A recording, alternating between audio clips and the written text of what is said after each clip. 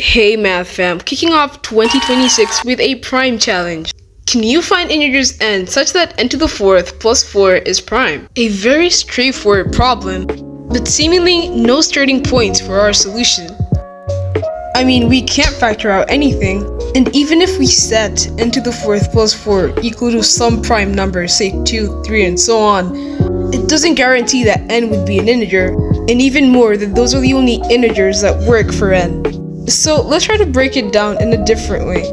I'm gonna build on some intuitive thinking for the prime number algebra. Say we had a prime number a. Now we set a equals xy for some two integers xy. We know that a prime number only has two factors, 1 and the prime number itself. And if x and y are integers, then there are only two possible solutions. Either x equal a and y equal 1, or y equal a and x equal 1. So basically, if we found some clever way to factor n to the fourth plus 4 into two brackets, then we could equate at least one of the brackets to 1 and the other to 1 and so on, getting all the integer solutions for n. And yes, there actually is a way to factorize this. n to the fourth and 4 do not have any common terms.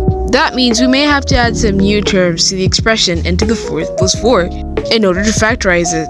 The only way we can relate n to the fourth and 4 is by using the perfect square method. The identity is a plus b into bracket squared equals a squared plus 2ab plus b squared. We'll consider n to the fourth are a squared and 4 are b squared. Now that we have a squared and b squared, the goal is to calculate for 2ab. To calculate for a, we'll just get the root on both sides to get a equals n squared. The same thing is with b, and b will be equal to 2.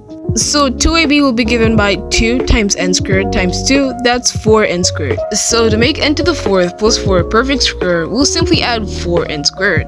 But you do notice that this changes the original expression n to the fourth plus 4, so to balance it, we will subtract 4n squared. Pretty neat.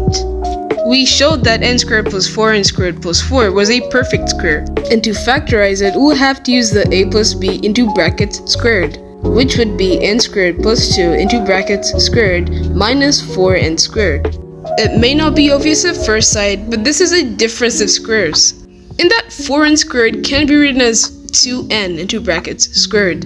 So we can write a new expression as n squared plus 2 into brackets squared minus 2n into brackets squared.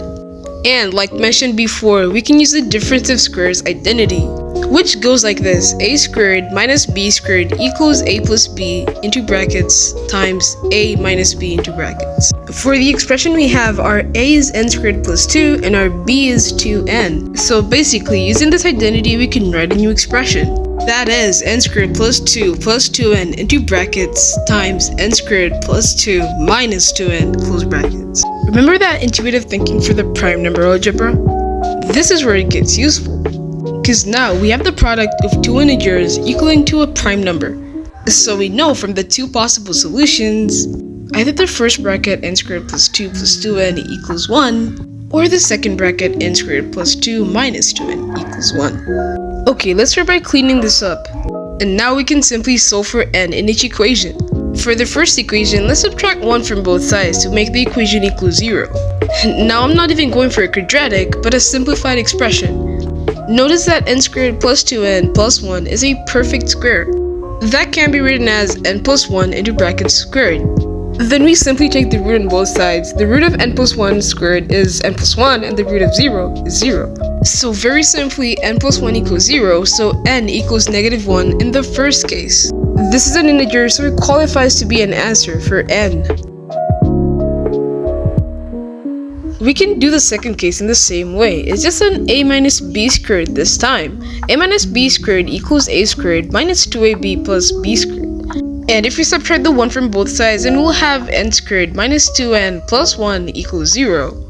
And like said, a minus b. So n minus 1 squared equals 0.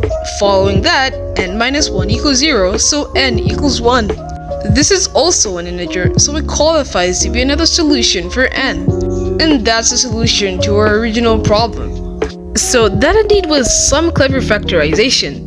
So this was actually a trick derived by mathematician Sophie Germain in the 19th century. It's a very neat way in number theory to factorize expressions determining whether they're prime or composite or 1. A legendary problem for a legendary year. Happy New Year's! Spread the math. But also, how are 98% of you guys not subscribed?